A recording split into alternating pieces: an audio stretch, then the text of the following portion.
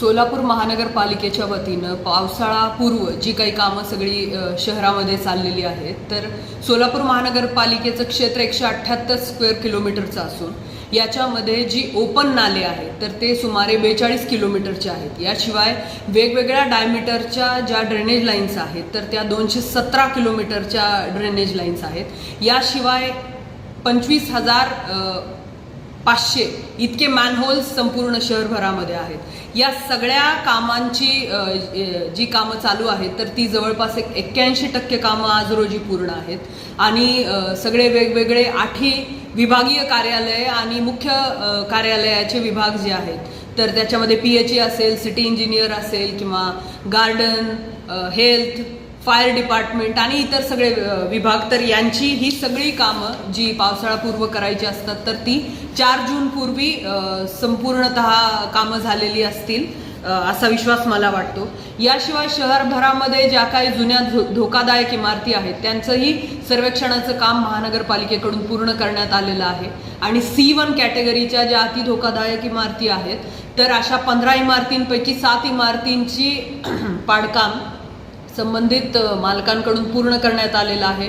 उर्वरित इमारतींचं पाडकामही लवकरच पूर्ण करण्यात येईल। याशिवाय महानगरपालिकेकडून त्या इमारतींच्या दर्शनी भागावरती धोकादायक असे बोर्डही लावले जातील।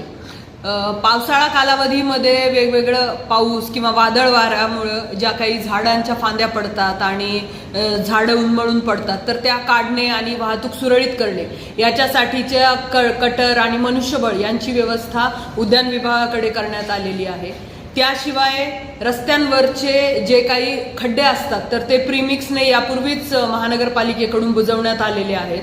नॅशनल क्लीन एअर प्रोग्राममधून महानगरपालिकेनं 40 रस्ते या गेल्या 1-2 वर्षांच्या कालावधीमध्ये संपूर्ण बांधून तयार केलेले आहेत। त्यामुळे खड्ड्यांच्या प्रमाणामध्ये लक्षणीय घट झालेली आहे। याशिवाय पावसाळा कालावधीमध्ये जे काही खड्डे रस्त्यांवरती पडतात तर ते मुरुमाने भरण्याची कारवाई त्यावेळी खरेदी करण्यात येते त्यावेळी करण्यात येते।